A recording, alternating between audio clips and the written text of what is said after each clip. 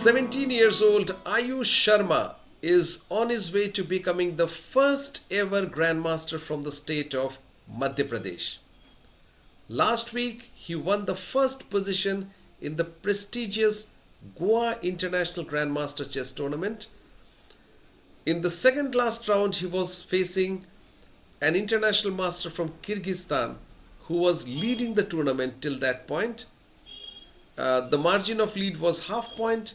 Ayush was trailing, and by defeating the international master from Kyrgyzstan, Ayush took the lead and he finally consolidated on the lead by defeating a strong grandmaster SP Sethuraman in the last round, and that is how he won the tournament. So we shall see the game how Ayush defeated the international master from Kyrgyzstan. His name is Semetei Tologon Tegin. So Semetei is playing with white, Ayush is playing with black. The game started with knight f3, black played knight f6, and white developed his king side quickly by playing g3. After d5 he went bishop g2, e6 he castled. Now black played bishop e7 preparing to castle, and now white played c4. So after completing his development on the king side, he decided to attack black's center with his flank pawns. So this is one of the main strategies of flank openings, where the players they decide to control the center not with pawns but with pieces, and later in the game they decide on how to place the central pawns depending on the board situation at that point. So after c4, Ayush decided to continue with his development, castling, and now white played b3. He could have played d4. It was not late for him to transpose the game into Catalan opening. Well, the Catalan starts with, usually the moves are d4, d5, c4, e6, and now white plays knight f3 and fianchettos the bishop. So this is how the Catalan opening starts, and in the game position, white did have the opportunity to transpose or take the game back to Catalan opening, but he decided to play b3, which is more in the spirit of flank opening. His idea is to play bishop b2, control the center with his pieces. Black seized the opportunity and advanced the d4 pawn, d-pawn immediately. Since white did not play d4, black took space in the center by playing d4. Well, at this point, a more common move is c5, with the idea of playing knight c6, fianchettoing the bishop, and basically developing all his pieces harmoniously. Instead, black played d4. He took more space in the center, and white immediately challenged black's center with e3. Now black reinforced the d4 pawn by playing c5. In a similar position in the World Championship match, the recently held World Championship match between Ding and Gukesh, Gukesh had opted for the move knight c6. Okay, but here Ayush played c5, which is more logical and, well, more commonly played here. Now white has a decision to make, whether to exchange or not.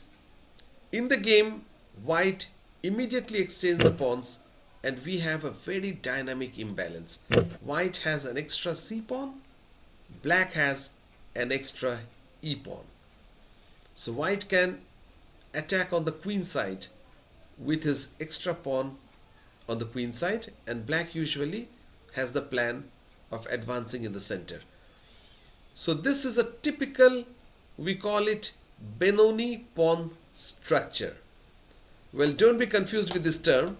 There's an opening, there's a defense which used to be quite popular in the early days, and it was the favorite of one of the most attacking world champions, Mikhail Tal. He used to usually defend against d4 with moves like knight f6. After c4, black would go c5, and after d5, black would go e6, knight c3, ed cd. This is the modern Benoni defense, and the pawn structure in this particular opening, where black has an extra c pawn against white's e pawn, is the same which we have in the game, except except that it is white who has a queenside pawn and black has the extra e pawn. Well, having said that, there was a point in delaying the move ed. Well, after ed, as we have seen, the imbalance is white has more queenside majority versus central majority. White also has the e file against black's c file. So this is the imbalance. But by refraining from ed, we would have a position which is interesting. So I can show you a few moves which was played by a Russian grandmaster Tomaszewski. He refrained from ed in one of the games, and he managed to get a very interesting position by playing knight e5 at once. And the reason why I'm showing you this is that it will help you to understand the spirit of flank openings. White doesn't commit his central pawns too early. Black played queen c7 attacking the knight, and white played f4 defending the knight. So by refraining the central pawns, he has kept black guessing which pawn he will be advancing. He played f4, activating his rook, and in that particular game, which was played by Tomaszewski against Karyakin, although it was a blitz game, but the idea is very instructive. Black challenged white's strong knight, and white suddenly he exchanged the knights and he played e4, and we had a very interesting position, this pawn structure. So, well, this is basically how a flank opening can suddenly unfold. You can have an unexpected pawn structure because white is not committing his central pawns early in the game. Well, in our game, back to our game, where the Kyrgyzstan IM, he played ed and black played cd. White played knight e5 at this point. And some of you may be, well, slightly skeptical of this move. Why is white making moves with the same knight twice in the opening without completing his development? Well, the point is that after a move like, say, bishop b2, which is perfectly fine, developing his bishop, attacking the pawn, black would play knight c6, defending the pawn, and then he would basically plan or threaten to go e5, advancing his own pawn majority in the center, and bring out his bishop from a more active square, maybe f5, maybe g4. So this would have been black's plan. White would of course have to prevent black's plan by playing rook e1, and black would persist by playing rook e8, potentially supporting the e5 advance. This is how the game could have gone. But by playing knight e5, white basically invests one move or spends one move, preventing black's knight c6 and also opening the diagonal for his bishop. He can always continue with his development in the next move. So here black played queen c7, attacking the knight and also preparing to go knight c6. White defended the knight, black went knight c6, developing as well as threatening to exchange the strong knight on e5. White defended by queen e2, and we already have an endgame position after the pieces were exchanged on e5. So right from the opening, we are heading towards an endgame situation. Well, one of the disadvantages of white's exchange on ed4 here is that although white has a majority, the c5 square is vacated for black's piece, and we shall see in the game how black utilizes this chance to get some advantage. Okay, so back to the end game. After rook e5, it is black to play. You may pause the video for some time and find the right plan for black. Well, black decided to go knight d7 attacking the rook. When the rook retreated, black played knight c5. So from this point, basically, black identified d3 to be one of the weakness or weak spots in white's position. So whenever you spot a weakness in your opponent's camp, it is always advisable to place your pieces in such a manner that they attack the weak spot. So here black played knight d7 and put his knight on c5, putting pressure on the d3 square. Now white played bishop a3, developing his bishop and pinning the knight. Well, the e7 bishop is unprotected. So if the knight goes to d3, white can capture the e7 bishop. So that is why white played bishop a3. And here we have another very interesting moment. It is black to play. Black has lots of options, but he decided to go for something which is slightly out of box, and that is, instead of trying to advance the e pawn by moves like say f6 or rook e8, he opted for a move rook b8, and I'll show you how useful this move is. Well, black's main idea is to play b6, making way for the bishop to develop, but more importantly, supporting this knight with his pawn. So he moved his rook away from the diagonal of g2 bishop, and well, he played rook b8. At this point, white went for a move which is slightly passive. He went bishop f1, defending the d3 square. He now wants to advance d3, supported with his bishop. But now the bishop from a strong diagonal, it shifted to f1, which is a passive square. Well, white could have played d3 at once. And I'll show you some variations from here. This was the best move for white, which he missed.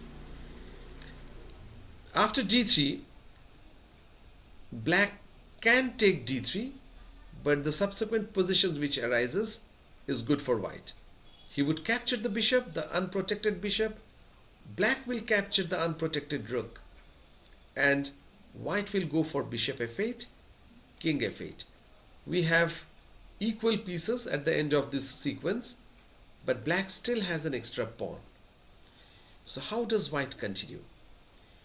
He would go bishop e4, basically trapping the knight's retreat. I mean, this knight cannot move to these squares. It cannot retreat to these squares because the bishop is placed here. Next, white would go knight d2 and capture the knight with his rook. So black is forced to chase the bishop away so that the knight can escape. Now the best move for white is to continue with his plan. Knight d2 to give up his bishop, to take the knight. And although white is a pawn down, he will soon get back this pawn. A possible variation is black activating his rook by playing b5, white capturing the pawn with his rook, and after bc the knight sits on c4. So we have a position where everything is equal, pawns, rooks, but we have a knight. White has a knight against a bishop. This particular position is slightly better for white because the knight will have a central square, a central outpost supported with his pawn or the rook, and it's not possible to evict the knight from this square with pawns. So because black's pawns are fractured, the central pawns are fractured, white has lots of squares where the knight can sit comfortably. So this knight should be slightly better than the bishop. Uh, okay, so coming back to the game, white played bishop f1. He should have gone d3, and well, I would like to show you another line which is very instructive. That instead of knight d3, which we saw just now, white can play rook e8 supporting his bishop and threatening knight d3. In that case, white would exchange the knight with his bishop.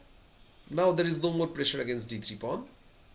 After black takes bishop c5, white would continue a3 with the aim of expanding his queenside majority. White is trying to attack on the queen side. If black plays a5, white would develop and then shift his rook and plan to attack on the queen side. So this is white's main idea. The queen side attack will be backed by both of his rooks, the strong bishop on g2, which is staring on the queen side, and the knight, which can very quickly go to c4 or b3, helping the queen side attack. So this is one of white's ideas, and that is why black had played the move rook b8 previously, so that he can recapture c5 not with the bishop but with the pawn. So we are still into the analysis of what would happen if white played d3, and the best move for black in this case would be b6, making use of the previous move rook b8. The rook is away from this diagonal, and now whenever white takes the c5 with his bishop, black can take back with his pawn, preventing white's expansion on the queen side. So that was the idea when Ayush played rook b8. Now in the game, white played bishop f1, which is slightly passive. Black played rook e8 supporting his bishop. The knight was pinned previously, and white played d3. Black played b6. Well, one of the ideas for white could have been to exchange the knight before black played b6. After bishop c5, play d3. But now the question arises, why did white play this move at all if he had to exchange on c5? The bishop was doing quite good on g2. So he will soon have to go back bishop g2 and lose time. So anyway, in this position, after rook e8, white played d3 and black immediately played b6 so that he can recapture with the b pawn in case of exchange. White played knight d2, black went bishop b7, and after bishop c5, as we expect, black took back with the pawn. Now it's more difficult for white to expand on the queen side. White played bishop g2, and now we have another very interesting moment in this game. It is black to play. Black played bishop c8. He avoided exchange of the bishops, and this is something which is exceptionally good decision. Had he exchanged, white would be left with a knight against bishop, and this knight is certainly not inferior to the bishop because the bishop is restricted by his own pawns. So that would give white a small advantage. The king can move in the center, white can play f4, the king can move up, and white would have a very good endgame. Instead, black decided to preserve his double bishops. Both the bishops would coordinate perfectly well, and as we shall see, after f4 by white, white is trying to restrict black's pawn advance in the center. Black played bishop d7. Now, the reason behind playing bishop c8, of course, is to avoid the exchange of bishop, but also black is trying to aim for minority attack or attack on the queen side. There is something to note that white has a queen side majority, but black has an extra file on the queen side. So sometimes wherever you have minority, you have an extra file, and that gives you an excuse or a very good opportunity to attack. So using his extra file, doubling his rooks or placing his rook on a8, white has very good scope of attacking on the queen side. So that is why black played bishop d7. White played h4, trying to take some space on the king side. Black prevented white by playing h5. White played knight f3. Black played f6, preventing white from playing knight e5. White went back once again. Now he opened the diagonal once again, and now he is hoping for knight e4 at the right moment. Black played g6, well, supporting h5 in advance. So these are consolidating moves where both sides gradually improve their position before deciding on the next course of action.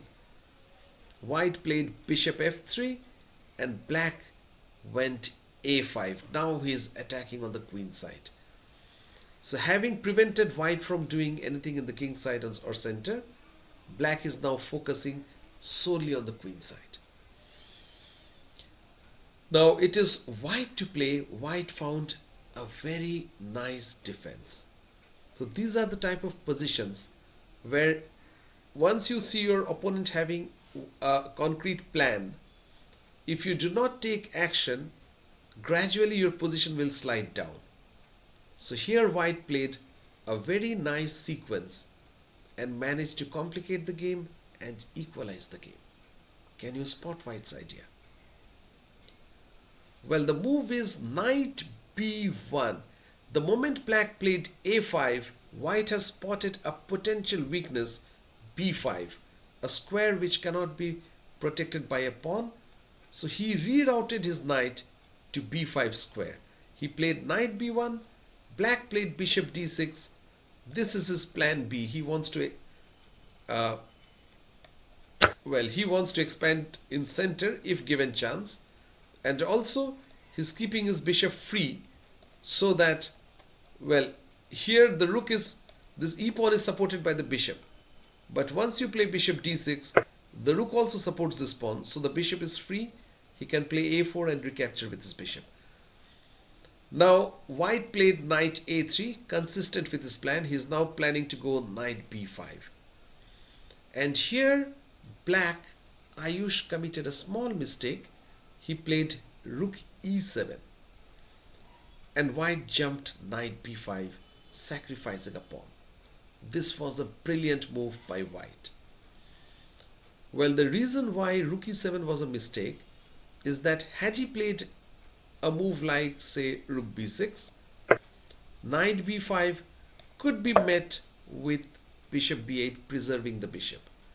But after rook e7, knight b5, white is simply threatening to exchange one of the bishops with his knight.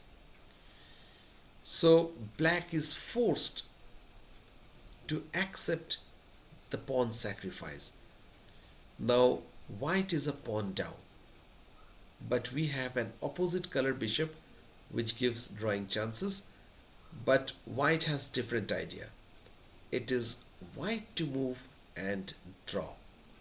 How can white force a drawish position from this position?